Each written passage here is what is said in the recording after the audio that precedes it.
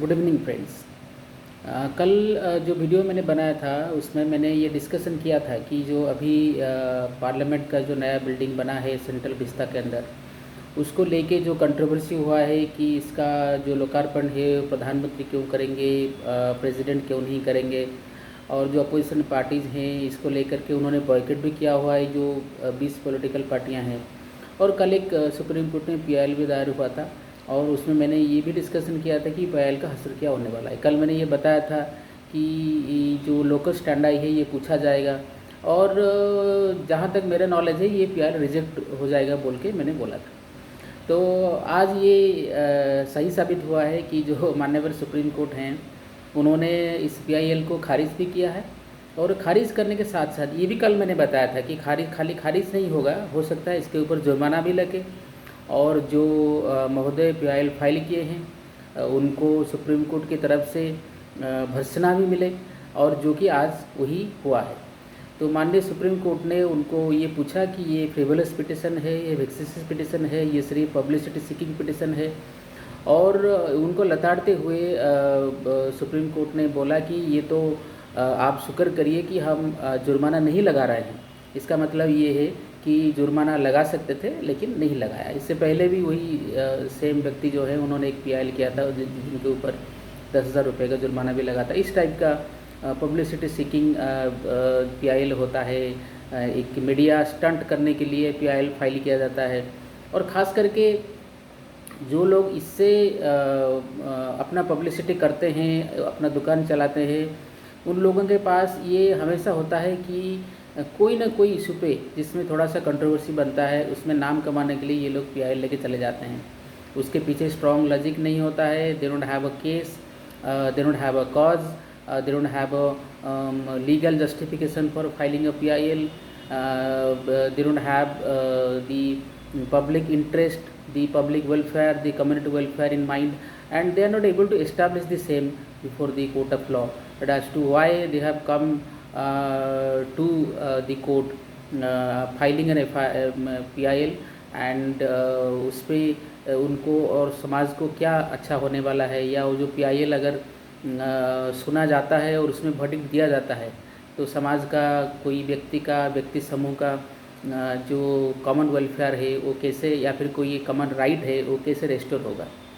तो आज फ्रेंड्स वही हुआ जो मैंने कल बोला था। कुछ यहाँ पे लोकल चैनल्स पे भी मैंने, टीवी चैनल्स पे मैंने भी पैनल डिस्कशन ज्वाइन किया था, तो वहाँ पे भी इस बात के बारे में मैंने बोला था कि इसमें तो एक तो कोई लॉ नहीं है, जो प्रेसिडेंट्स हैं, जो प्रैक्टिसेस है, they are having a force of law in this country. तो उस प्रेसिडेंट और प्रैक्टिसेस को लेकर के कुछ चलता रहता है। और मैंने कल ये भी बोला था, प्रधानमंत्री करें, राष्ट्रपति जी करें, इवन एक कोई दूसरा आदमी कर ले, कोई बच्चा कर ले, तो भी क्या फ़र्क पड़ जाता है। तो ये तो कोई केस नहीं बनता, ये तो फ्रिवोलस पिटिशन था और वो लेके सुप्रीम कोर्ट गए थे, उससे कुछ फ़ायदा नहीं हुआ। जो मैंने प्रिडिक्शन किया था माननीय अदालत ने वो यही बात बताया है। तो हम डिस्कशन आज करने वाले हैं कि जो अपोजिशन पॉलिटिकल पार्टीज़ जो हैं, जो इस देश में राजनीति कर रहे हैं, इलेक्ट्रल पॉलिटिक्स कर रहे हैं, इलेक्ट्रली सर्वाइव करने के लिए पॉलिटिकल साइंस में जब बच्चे जाते हैं बेसिक्स क्लास करने के लिए ग्रेजुएशन में, तो उनको ये पढ़ाया जाता है कि what is the main objective of a political party who is existing in a democratic setup. Obviously the main and the first objective is to capture power through legal means, through fair means and through electoral means. तो ये तो political party का एक legitimate objective है, एक legitimate right है जो कि पॉलिटिकल पार्टीज़ को रखना चाहिए। और अगर पॉलिटिकल पार्टीज़ तो कोई एनजीओ नहीं है, कोई वॉलंटियर ऑर्गेनाइजेशन नहीं है, सिर्फ लॉबी ग्रुप नहीं है, कोई प्रेशर ऑर्गेनाइजेशन नहीं है, इंटरेस्ट ग्रुप नहीं है, उनको सीधा इलेक्शन लड़के जीत के सरकार बनाना है और फिर समाज के लिए जो काम करना है, जो कॉन्स्टिट्यूशन के अंडर है, जो लास्ट सरकारें जो प्रैक्टिसेस बना है। क्योंकि हम लोगों को ये समझना चाहिए कि जो डेमोक्रेसी है उसमें बहुत सारे प्रैक्टिसेस होते हैं, बहुत सारे प्रेसिडेंट्स होते हैं। They become a part of the law, they become precedents which are as good as the laws. क्योंकि ज़रूरी नहीं है कि हर चीज़ में कोई लॉ हो। जैसे हम लोग एडमिनिस्ट्रेटिव लॉ की बात करते हैं, सरकार में बहुत सारे ऑफिस होते हैं जिनको डिस्क्रिशनरी पावर दिया गया है, वो लोग क्योंकि बदलती स्थिति में, when they are changing circumstances, when there are changing situations, they can take decisions accordingly. They are not bound by particular laws, they are not bound by particular orders, particular rules kind of thing. तो constitution में भी हम देखेंगे कि जो governor साहब हैं उनको भी डिस्क्रिशनरी पावर दिया गया है कि वो भी अपना डिस्क्रिशन यूज़ कर सकते हैं. सिमिलरली जैसे हमें पता है जो लोग पॉलिटिकल साइंस पढ़ते हैं, इंडियन कॉन्स्टिट्यूशन पढ़ते हैं, कॉन्स्टिट्यूशनल लॉ में रुचि रखते हैं, तो उनको ये पता है कि जब कोई सरकार वो मेजॉरिटी खो देता है, लेजिस्लेटिव असेंबली में राज्य सरकार की बात हो या केंद्र में लोकसभा में जिसका मेजॉरिटी नहीं रहता है, केंद्र सरकार की बात हो, तो उसमें जो राष्ट्रपति होते हैं या गवर्नर होते हैं वो अपना डिस्क्रिशनरी पावर यूज़ करते हैं ये असेस करने के लिए कि ऐसी स्थिति में क्या किया जाए. मान लीजिए कोई एक सरकार नहीं बन पा रहा है, किसी एक पार्टी को मेजॉरिटी नहीं मिल रहा है, तो उस वक्त क्या किया जाना चाहिए. हमें पता है जब के.आर. नारायण जब प्रेसिडेंट थे और उस टाइम में बीजेपी और उनके जो एलाइज थे उनके पास सबसे ज़्यादा बहुमत थे, लेकिन जो बाकी जो थे, जो यूनाइटेड फ्रंट उस टाइम में बनाए थे, उनके पास मेजॉरिटी नहीं था. कांग्रेस उनको बाहर सपोर्ट करेगी या नहीं करेगी उसके ऊपर कांग्रेस ने माइंड मेकअप नहीं किया था. तो इसी स्थिति में जो 3 फैक्शन थे, एक बीजेपी लेड अलायंस, दूसरा जो यूनाइटेड फ्रंट बना था जिसके बाद में जो देवेगौड़ा प्रधानमंत्री बने, और एक कांग्रेस, इन तीनों फैक्शन में किसी का भी मेजॉरिटी नहीं था. तो उस टाइम में के.आर. नारायण जो हैं उन्होंने नहीं, तब तो डॉक्टर शंकर दयाल शर्मा थे राष्ट्रपति, तो उन्होंने एक डिस्क्रिशन यूज़ करके, उनको पता था कि जो बीजेपी लेड अलायंस है अटल बिहारी वाजपेयी के अंडर उनको नहीं है मेजॉरिटी, तो वो उनको बुलाया सरकार बनाने के लिए, क्योंकि वही एक ही विकल्प था, क्योंकि जो दूसरे फैक्शंस थे उनके पास भी मेजॉरिटी नहीं था, जबकि उनको पता था कि इनके पास भी मेजॉरिटी नहीं है. तो हमें पता है उसके बाद क्या हुआ. 13 दिन की सरकार रहा, फिर वाजपेयी जी को रिजाइन करना पड़ा, उसके बाद देवेगौड़ा जी ने प्रधानमंत्री बने, उसके बाद आई के गुजराल बने, फिर इलेक्शन हुआ. उसके बाद जब सरकार बनने की बारी आई तो अगेन वही बात हुआ कि बीजेपी एक सिंगल लार्जेस्ट अलायंस था, लेकिन फिर जो बहुमत के पास नहीं थे. तो प्रेसिडेंट जो के.आर. नारायण थे उस टाइम में उन्होंने एक नया रास्ता निकाला कि वो सपोर्टिंग लेटर उन्होंने मांगा हर पॉलिटिकल पार्टी से कि अगर आप एनडीए को सपोर्ट करते हैं या बीजेपी लेड गवर्नमेंट को सपोर्ट करते हैं तो हमें सपोर्ट लेटर दीजिए. ये जो पहले कभी नहीं हुआ था, ये एक प्रैक्टिस बना. और उसके बाद हम देखेंगे उसके बाद कई सारे सरकारें बनी जहां प्रेसिडेंट सपोर्ट लेटर मांगते थे पॉलिटिकल पार्टी से कि आप ये लिख के दो कि आप इनको सपोर्ट कर रहे हो सरकार बनाने में. राज्य में धीरे धीरे वही होने लगा, जो गवर्नर हैं वो भी धीरे धीरे सपोर्ट लेटर मांगने लगे और रिटन सपोर्ट लेटर देना पड़ता था. तो मेरा कहने का मतलब ये है कि डेमोक्रेसी में जो प्रैक्टिसेस हैं वो धीरे धीरे लॉ का जितना फोर्स होता है उसका भी उतना ही फोर्स बन जाता है. तो अभी जो पॉलिटिकल पार्टीज़ का जो पॉलिटिकल सेटअप है, मेरा ये कहना है कि कल भी मैंने ये बात बताया था कि यहाँ पे सब कोई पॉलिटिक्स कर रहा है, सब कोई इलेक्टोरल पॉलिटिक्स का पार्ट है, सब कोई चाहता है कि इलेक्शन जीत के सरकार बनाए. अभी जो अपोजिशन पार्टीज हैं वो चाहते हैं कि नरेंद्र मोदी को हटाएं और केंद्र में सरकार बनाएं. नरेंद्र मोदी और बीजेपी चाहेंगे कि जब वो सरकार में हैं तो बने रहें अगले इलेक्शन में. तो यहाँ पे कोई एक पॉलिटिकल पार्टी अगर हाई मोरल ग्राउंड ले, जो हमारा ऑब्जेक्शन है, जिस बात को लेकर के हम लोग इसका एनालिसिस करते हैं कि एक तो प्रधानमंत्री इसका इनॉग्रेशन करें तो उसमें कोई प्रॉब्लम नहीं है, प्रेसिडेंट करते तो भी अच्छा होता, प्रधानमंत्री करते हैं तो भी अच्छा है. लेकिन जो पॉलिटिकल पार्टीज बोल रहे हैं कि प्रेसिडेंट नहीं करेंगे तो ये प्रेसिडेंट ऑफिस का अपमान है, ये तो संसद का अपमान है, जो पार्लियामेंट है उसके अंदर से हमने डेमोक्रेटिक स्पिरिट निकाल लिया है. तो ये कैसी डेमोक्रेसी, अब तो डेमोक्रेसी रहा नहीं. अगर प्रेसिडेंट इनागोरेट नहीं करते हैं नया पार्लियामेंट्री बिल्डिंग तो ये तो फिर तो डेमोक्रेसी रहा नहीं. फिर वो कंट्रोवर्सी शुरू हो जाता है इस चीज़ को लेकर के और दुनिया भर के डिबेट हो जाने लगते हैं. लेकिन मुझे ये बात कहना है कि जो पॉलिटिकल पार्टीज हैं उनको ये सब एक्सेप्ट करना पड़ेगा कि ये लोग सब पॉलिटिक्स कर रहे हैं, सब इलेक्टोरल पॉलिटिक्स कर रहे हैं. इनका मन है कि वो दूसरे पार्टी को हराएं और सरकार में आएं. इसमें कोई हाई मोरल ग्राउंड का बात नहीं है. इसमें जो कांग्रेस या दूसरे पॉलिटिकल पार्टीज बोल रहे हैं कि वो तो कॉन्स्टिट्यूशनल स्पिरिट जो है उसको बचाने के लिए ये बात बोल रहे हैं, डेमोक्रेसी में वैल्यू बढ़ाने के लिए ये बात बोल रहे हैं, डेमोक्रेसी में ethics, political culture, political tradition उसको प्रोटेक्ट करने की ये बात बोल रहे हैं. ऐसी बात नहीं है. वो ये नहीं देख सकते कि प्रधानमंत्री नरेंद्र मोदी इसका इनॉग्रेशन कर रहे हैं पहले भी वो इसके खिलाफ थे, सेंट्रल भिस्ता के खिलाफ थे। किसी न किसी बहाने से उन्होंने कोई भी एजेंसी के थ्रू सुप्रीम कोर्ट में PIL लगवाया, कोरोना के टाइम में ये काम बंद करवाने के लगाया। उससे पहले ये ना बने उसके लिए जस्टिफिकेशन दिया कि बनने की क्या ज़रूरत है। अब बन गया तो प्रधानमंत्री इनागुरेशन कर रहे हैं तो इनको प्रॉब्लम हो रहा है क्योंकि इनको लगता है प्रधानमंत्री तो तानाशाह हैं, ये तो हिटलर हैं, ये तो फासिस्ट हैं, ये कैसे कर सकते हैं ये सब काम, और इतिहास में उनका नाम कैसे रह सकता है। ऑब्जेक्शन करना कोई बात नहीं है, मतलब इसमें पॉलिटिक्स करना भी कोई बुराई नहीं है, लेकिन एक लक्ष्मण रेखा खींची जा सकती है जिसको लेकर के ये लोग पॉलिटिक्स कर सकते हैं। तो मेरा कहना है कि सब पॉलिटिक्स कर रहे हैं।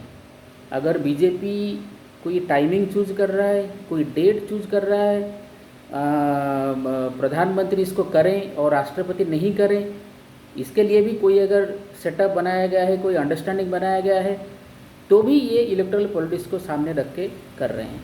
और हमें तो पता है कि ये सब चीज़ें होता रहता है पॉलिटिक्स में, कि मान लीजिए किसको प्रेसिडेंट बनाएं, किसको वाइस प्रेसिडेंट बनाएं, जो सरकारी दल है उनका कोई यस-मैन हो या नहीं, ये जो बन रहे हैं वो यस-मैन है या नहीं है, या उनके कॉन्फिडेंस में आते हैं या नहीं है, ये सब चीज़ें ख्याल में रखा जाता है और धीरे धीरे ये सब चलता भी रहता है। और ये सब एक्सेप्टेबल हो गया है पॉलिटिक्स में, खाली इंडिया में नहीं है, दूसरे डेमोक्रेसी में ही यही प्रॉब्लम है या फिर यही प्रैक्टिसेस है।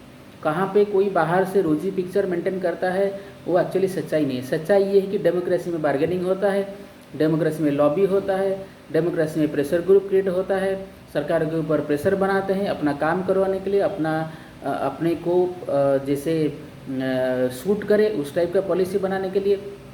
और अमेरिका में ये तो ऑफिशियल भी है क्योंकि बहुत सारे सीनेटर ग्रुप्स हैं और वो लोग लॉबी करते हैं, कोई कंट्री के लिए कॉकसेस वगैरह हैं वो भी लॉबी करते हैं। तो जैसे पहले जो कॉन्स्टिट्यूशनल जो स्पिरिट था, जिसको हम कॉन्स्टिट्यूशनलिज्म बोलते हैं, वो स्पिरिट धीरे धीरे खो गया। और जैसे हम पहले बोलते थे कि कौन मंत्री बोलेगा ये तो प्रधानमंत्री का डिस्क्रिप्शन है, कौन मंत्री बोलेगा ये तो CM का डिस्क्रिप्शन है, ऐसा नहीं है। जब कोalition पॉलिटिक्स आ गया, जब पॉलिटिकल पार्टीज मिलकर सरकार बनाने लगे, फिर बार्गेनिंग होने लगा, फिर गिव एंड टेक का फॉर्मूला निकला, फिर प्रेशर बनने लगा, फिर पॉलिटिकल पार्टीज ने ब्लैकमेल करना शुरू किया। हमें तो पता था, पहले लोग बोलते थे वाजपेयी गवर्नमेंट में समता, ममता और जयललिता, जो कि NDA गवर्नमेंट को, वाजपेयी गवर्नमेंट को हमेशा प्रेशर में रखते थे। एक चंद्रबाबू नायडू थे वो भी प्रेशर में रखते थे। 2014 के बाद एक रामविलास पासवान जी थे, मंत्री थे, वो भी कभी कभी प्रेशर में रखते थे। तो ये एक डेमोक्रेसी में प्रैक्टिस बन गया है, ये रियलिटी बन गया है। इसको छोड़ के, इसका ऊपर उठ के अगर कोई कुछ दावा करने की कोशिश करता है जबकि उसका इंटेंशन में रिफ्लेक्ट नहीं करता है, तो उसे पता चलता है कि ये सब वो बहाना बना रहा है, ये सब वो एक्सक्यूज़ दे रहा है, and in the garb of doing something they are doing something else. तो आज का वीडियो बनाने का मेरा ये मकसद था कि कुछ चीज़ें होता है जिसको हम जो पास्ट एक्सपीरियंसेस है उससे देख के हम प्रेडिक्ट कर सकते हैं। जो कल मैंने सुप्रीम कोर्ट के बारे में बोला था, जो PIL का जो हश्र होने वाला है, आज वही हुआ। और अच्छा हुआ कि माननीय सुप्रीम कोर्ट ने इसको खारिज किया। और सबसे बड़ी बात है, मुझे और भी अच्छा होता कि अगर माननीय सुप्रीम कोर्ट उनके जो सज्जन गए थे PIL लेकर के, उनके ऊपर फाइन भी लगाते। तो ये मैं नहीं कहता कि अगर कोई फ्रिवोलस पिटिशन आता है और फाइन लगता है तो फिर वो फ्रिवोलस या वेक्सिशियस पिटिशन आना बंद हो जाएगा, ऐसा नहीं है। लेकिन डिस्करेज तो कुछ लोग ज़रूर होंगे कि अगर ऐसा हम लोग बार बार करते हैं तो जुडिशरी के सामने हमारा क्रेडिबिलिटी ख़राब होता है। फिर हम दूसरे बार जो अगर कोई PIL लेके जाते हैं तो obviously the court would look at us with some kind of suspicion. तो ऐसा डेटरेंस इफेक्ट जो है वो कुछ मात्रा में तो बनता ही बनता है। लेकिन जो सबसे बड़ी बात है ये है कि जब सुप्रीम कोर्ट ने ये PIL खारिज कर दिया तो जो अपोजिशन पार्टीज़ हैं उनके पास अब जो लॉजिक था, जो ब्रेव फेस वो बनाते थे, जो हाई मोरल ग्राउंड लेते थे, वो इमीडिएटली ख़त्म हो गया। क्यों? अब तो बीजेपी वाले बोलेंगे या बीजेपी के सपोर्टर्स बोलेंगे, ये देखिए सुप्रीम कोर्ट ने ही बोल दिया, हाँ प्रधानमंत्री करेंगे, सही है। क्योंकि आप जब कोर्ट के पास जाते हैं, लॉ को खींचने की कोशिश करते हैं, और उसके बाद जब कोई वर्डिक्ट आ जाता है, कोई जजमेंट आ जाता है, फिर तो लोग वही बोलेंगे कि ये देखिए ये तो लीगल है, ये तो कॉन्स्टिट्यूशनल है, देखिए सुप्रीम कोर्ट ने PIL रिजेक्ट कर दिया। तो मैं ये नहीं कहता जो PIL लेके गया था वो अपोजिशन पार्टी के कहने पे लेके गया था, वो कोई दूसरा आदमी भी हो सकता है। लेकिन बात ये बन गई है अभी कि जो पॉलिटिकल पार्टीज़ हैं अपोजिशन में, उनको अभी ये जो तर्क उठाने के लिए कि ये तो कॉन्स्टिट्यूशनल नहीं है, ये तो इलीगल है, ये प्रधानमंत्री कैसे कर सकते हैं, राष्ट्रपति ने क्यों नहीं किया, ये जो लॉजिक है ये ख़त्म हो गया, ये जो बहाना है ये ख़त्म हो गया। अब बीजेपी के सपोर्टर्स बोलेंगे ये देखिए सुप्रीम कोर्ट ने हाँ भर दिया, सुप्रीम कोर्ट ने भी बोल दिया कि ये सही है, प्रधानमंत्री इनागुरेशन कर रहे हैं ये सही है, और राष्ट्रपति नहीं कर रहे हैं ये भी कोई इलीगल नहीं है।